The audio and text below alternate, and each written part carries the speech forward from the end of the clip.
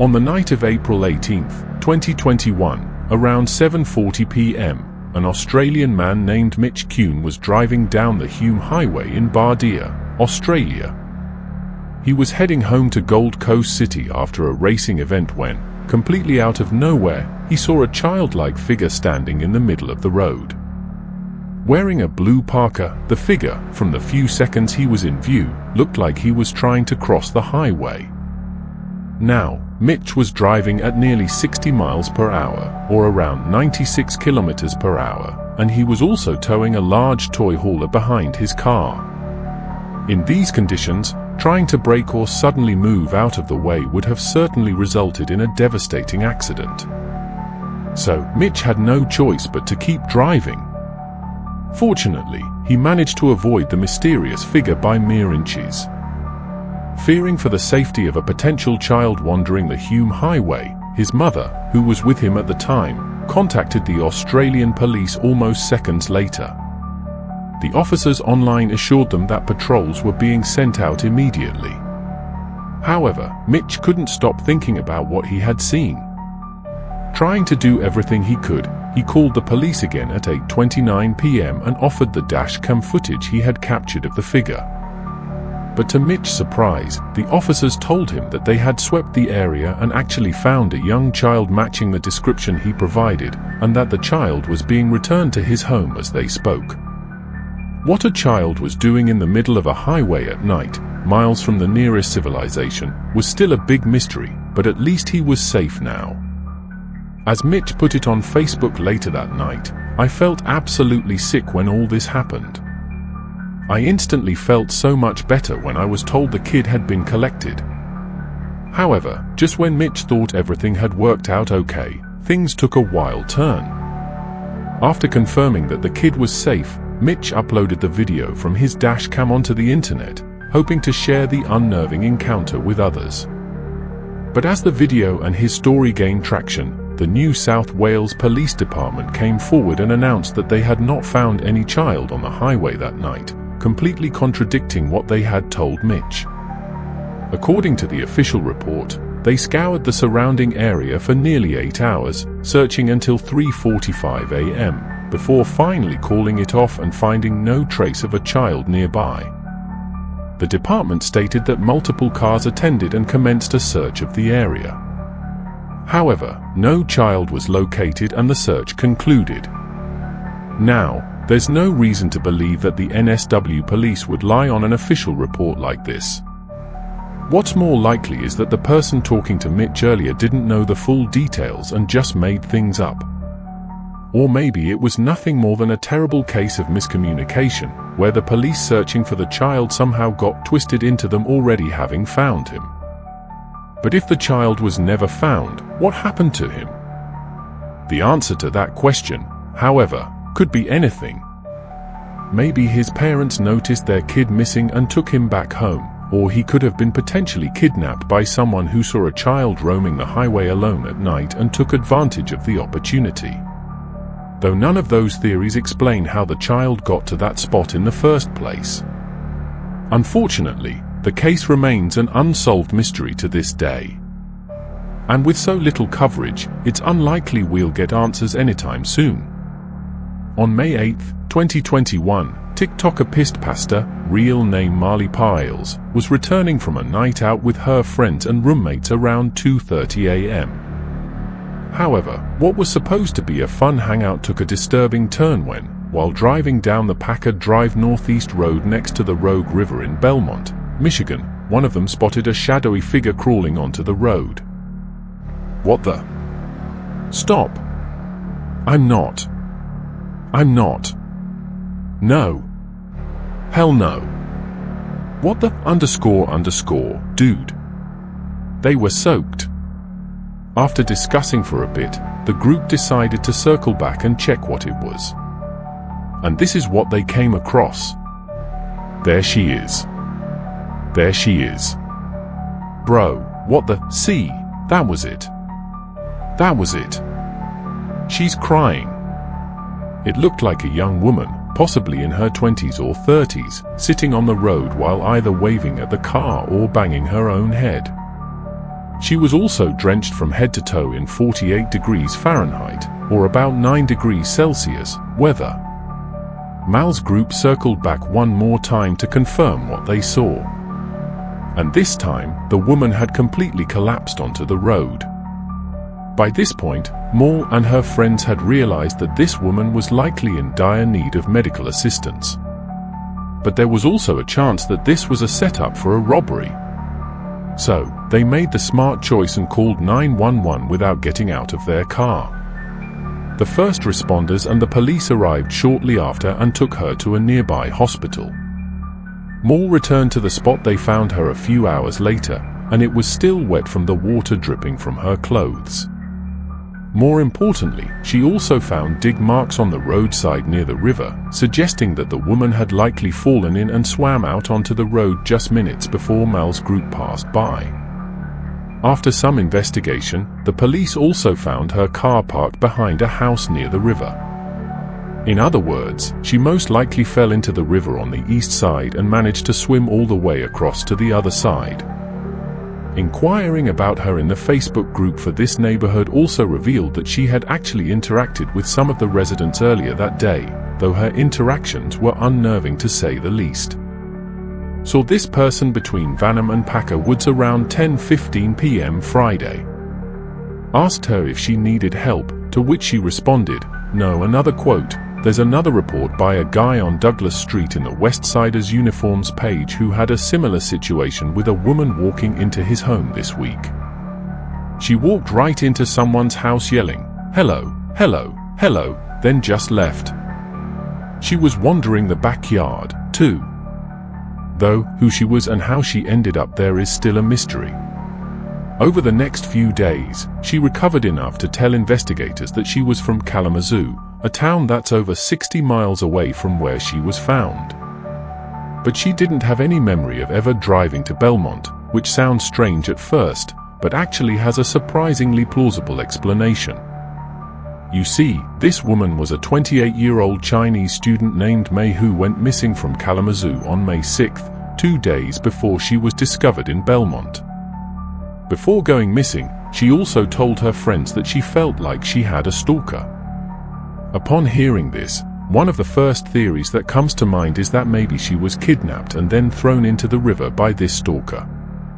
But it's important to note that, according to the few witnesses in the police investigation, she drove to Belmont on her own. It's unclear whether this stalker was even real or not. However, the stress of feeling like she was constantly being watched likely messed with her mental state and triggered a dissociative fugue state, which for those who don't know is a mental condition where the person forgets who they are and often starts doing things they otherwise wouldn't do. Some even go as far as moving to other cities and building new lives before they snap out of the state and come to their senses. What makes this already unsettling condition even worse is that the patient usually doesn't remember what they did during that fugue state either. And that's what likely happened to May. She got stressed, went into a fugue state, wandered around in her car for a couple of days, and eventually ended up in the river. Fortunately, she was able to come to her senses and swim to the shore before losing her life. On the 12th of October, 2016, a family in Sheffield, England, went to the Drawbridge pub for a night out, and after an evening of fun and laughter, they decided to head back home at around midnight. The roads in that area are usually deserted at that hour, so they were already on guard for any robbers or other criminals they might run into on their way back. However, nothing in the world could have prepared them for what they came across just 5 minutes later. Seconds after they rounded the corner to the Grange Mill Lane Road, a man dressed in a clown costume jumped out from the shadows and blocked the road, forcing the driver to stop. He then started waving at the car. And as soon as it came to a full stop, he started running towards it while still blocking the path forward. When the driver tried to reverse his car and go the other way, the clown started sprinting at full speed. Typically, something like this could be dismissed as just some troll or a YouTuber making a scaring people at night as a clowner video, especially given that this was 2016. However, due to an incident that happened just 3 days earlier, the driver of this car had no choice but to assume the worst. You see, on October 9th at around 8:45 p.m., a man named Simon Chiney was attacked by a knife-wielding clown in public. Fortunately, the attacker was apprehended before he could do any lethal damage to Simon. Sadly, Simon still suffered multiple slashes to his right hand, leaving it permanently disfigured to the point of being classified as a disability. What's worse than the attack itself was that it went viral and started a craze of thousands of others trying to imitate the attacker. In some parts of the country, the police departments were receiving as many as 23 reports of people threatening others dressed as clowns per day. And while many of these imitators were nothing more than trolls who had no real intentions of harming others, there were those who took things too far, with some trying to force their way into people's cars and chasing women and children with knives. So for this driver to see a man in a clown costume blocking their car while all this was going on had to be deeply unnerving for him. Their fear became worse when they tried to flee the clown because it started chasing them like a madman. With no other option, the driver was forced to press the pedal to the metal and hope for the best, with the clown jumping out of the way at the last second. This entire situation could have just as easily ended with the clown losing his life if he had even been a fraction of a second slower to jump away. On the other hand, who knows what the attacker might have done if the driver hadn't sped off. On June 2, 2018, one of the officers for the Fowler Police Department in Texas was driving back to the station after his shift when suddenly he saw the car in front of him swerve onto the next lane to avoid hitting something. But this wasn't a tree branch or an animal. Instead, it was something that looked like the aftermath of either a horrific crime or an accident. A young woman in a blue shirt was lying down horizontally across the road and was completely still, suggesting that she was either unconscious or dead.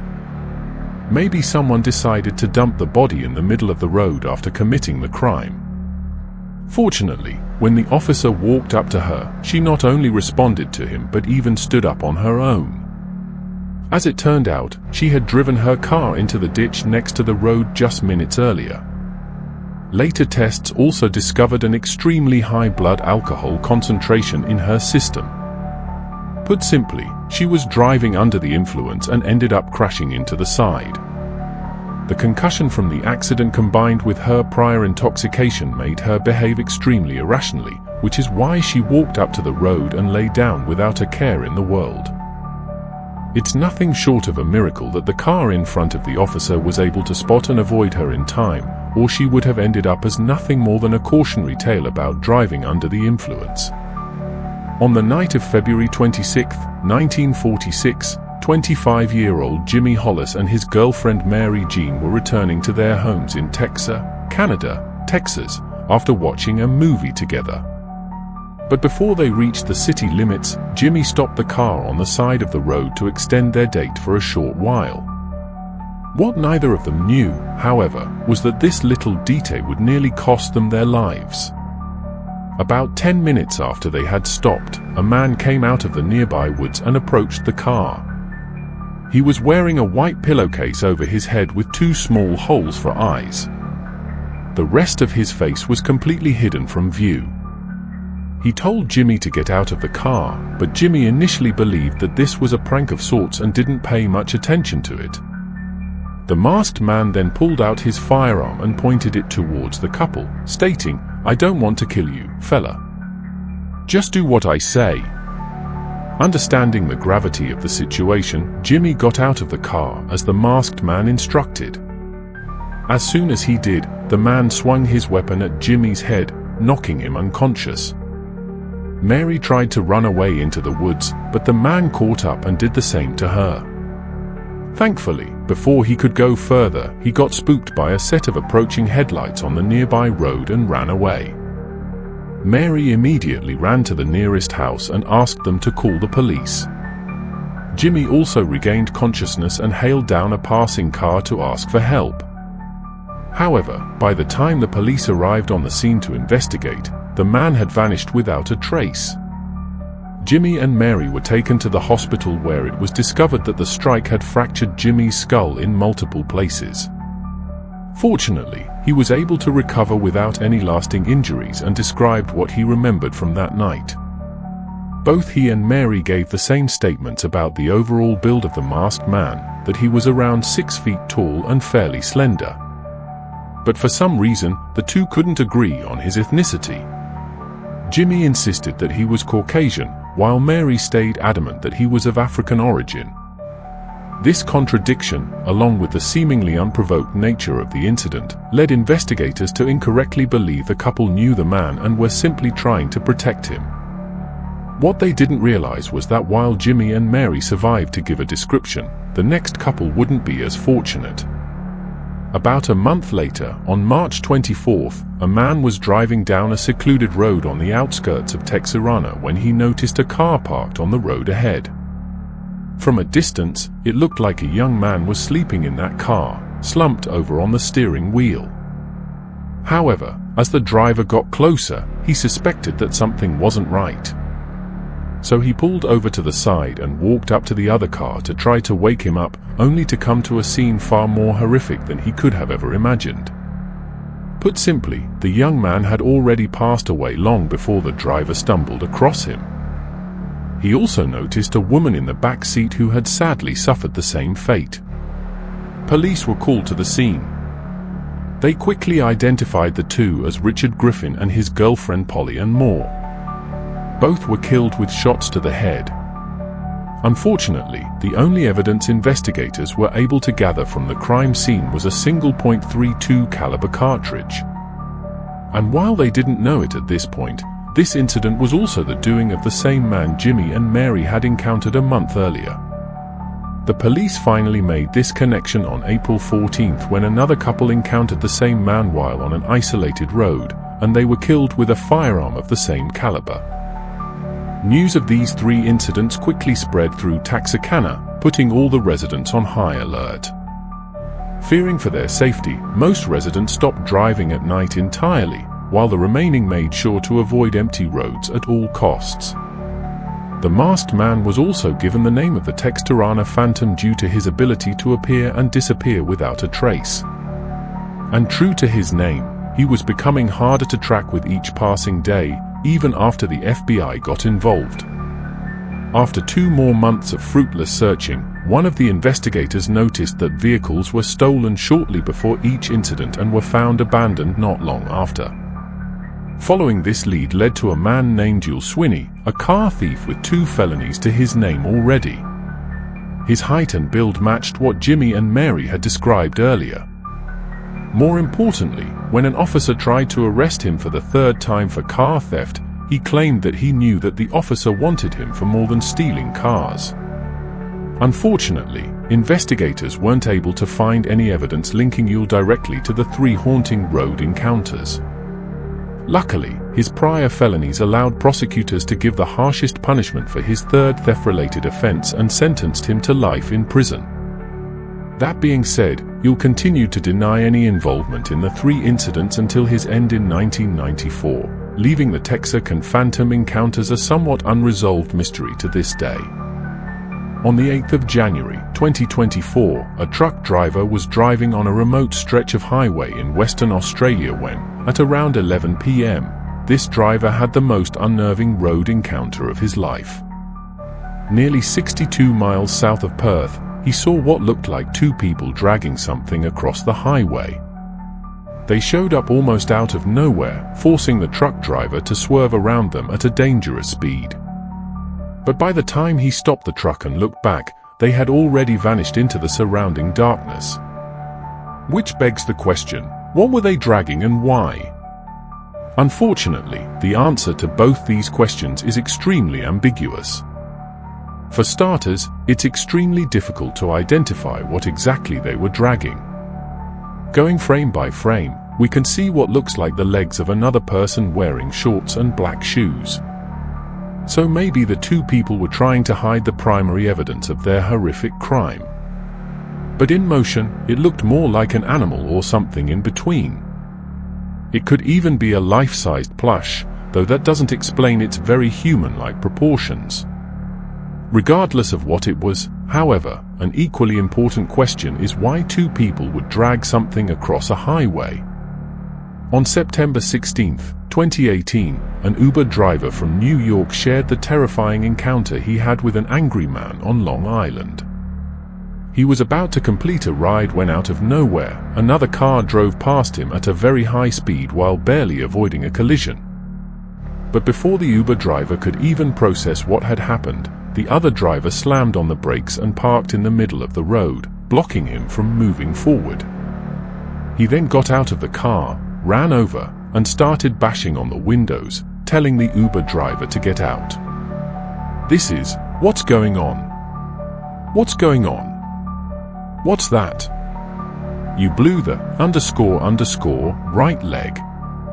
Get the __ out of the car. Just go, go, go, go, just go. Just go, go, go around. Go, go, go. It's unclear if this was simply unprovoked road rage or an attempt to rob the driver and his passengers. Not wanting to find out the answer, the Uber driver made the correct decision and backed up to find a different route to his destination. However, there was no way for him to predict just how relentless the other driver would be. As soon as the Uber driver changed routes, the other driver got in his car as well and started chasing him no matter where he went. Things went from bad to worse as they approached a red light, which would have given the other driver a chance to catch up and do something terrible before the police arrived. But in a remarkable stroke of luck, the Uber driver found a cop already waiting on the other side of the intersection. They were able to explain the situation to the officers, resulting in the other driver getting arrested for driving while intoxicated. Stopped the car, got out of the car, was trying to fight with me. So, I backed up and turned around. Then he was pursuing me and these girls 911 and these girls called 911 and the officer and pursued him. Put simply, the other driver wasn't thinking clearly and could have been armed. If the Uber driver had panicked when he first approached, all three of them might have lost their lives. The arrest, however, didn't bring a sense of closure to the Uber driver. In fact, it only raised more unsettling questions. The sheer intensity of the other driver's rage seemed far beyond what a simple traffic misunderstanding would provoke. This leads to the possibility that the initial near collision was merely the trigger for an outburst that was already brewing. Perhaps the man was in the midst of a severe personal crisis, and the incident on the road was the final straw that caused him to snap. The intoxication certainly lowered his inhibitions, but the deep-seated anger had to come from somewhere. It's a chilling reminder that you can never truly know the state of mind of the people you share the road with, and that a simple mistake can inadvertently place you directly in the path of someone who has nothing left to lose. On a quiet afternoon in November of 2017, a man was driving through the rural backroads of Scotland, enjoying the stark, beautiful scenery. The road was narrow, flanked by rolling hills and low stone walls. As he rounded a gentle bend, his blood ran cold. Standing directly in the center of the road, about 100 yards ahead, was a tall, slender figure. At first, he thought it was a person, perhaps a hitchhiker or a lost tourist. But something was immediately off. The figure was unnaturally still and seemed to be wearing a tight-fitting, dark gray or silver suit that covered it from head to toe. Its proportions were wrong, the arms were too long, the legs too thin, and the head was disproportionately small and oval-shaped. The driver slowed down, unsure of what he was looking at. As he got closer, the details became more disturbing. The figure had no discernible facial features, no eyes, no nose, no mouth, just a smooth, blank surface where a face should be. It made no movement, no gesture to acknowledge the approaching vehicle. It simply stood there, a silent, alien sentinel in the middle of nowhere. A wave of primal fear washed over the driver. This was no person. His instinct was not to stop, but to flee. He pressed the accelerator, swerving at the last possible moment to avoid a collision. As he sped past, he glanced in his rearview mirror. The road was empty. The figure had vanished in the split second it took for him to look away from it and into the mirror. There were no fields to run into, no gaps in the walls it could have jumped over. It was just gone. He reported the encounter to the local police, who, unsurprisingly, treated it as a probable prank or a case of mistaken identity. But for the driver, the memory of that perfectly still, featureless face is etched into his mind. The encounter lasted only seconds, but the question remains, what or who was that solitary figure waiting for on that deserted Scottish road? Our final encounter is perhaps the most bizarre, an event that blurs the line between a close call and something paranormal. In the early hours of a morning in 2019, a delivery driver was making his rounds on a long, straight highway that cut through a forested area in the Pacific Northwest. The road was dark, illuminated only by his headlights. Suddenly, a figure darted out from the tree line on the right. It was a man, but he was moving in a way that was utterly unnatural. He wasn't running across the road, he was moving with the car, keeping perfect pace with it, all while staring directly into the driver's side window. The driver was doing 55 miles per hour. For what felt like an eternity, the man, whose face was a contorted mask of either extreme fear or intense rage, sprinted alongside the vehicle, his legs a blur. He was close enough for the driver to see the wild look in his eyes and the tattered state of his clothing. Then, just as suddenly as he appeared, the man changed direction. In a single, impossible motion, he shot directly in front of the car. There was no time to react. The driver braced for impact, but it never came. He felt no thud, heard no sound of a collision. He slammed on the brakes and skidded to a halt, his heart pounding. He jumped out, expecting to see a body on the road. But the highway was completely empty. There was no sign of the man, no evidence that anything had been there at all. The forest was silent. The driver was left with a memory that defies all logic. Was it a hallucination brought on by fatigue? A trick of the shadows? Or did he witness something that should not be possible? He may never know. But for those few terrifying seconds, the normal rules of the world seemed to suspend, leaving behind only a chilling question with no answer in sight. From near misses with the unexplained to brushes with human danger, the road holds countless stories. These encounters remind us that a journey is never just a journey, it's a venture into the unknown, where anything can be waiting around the next bend.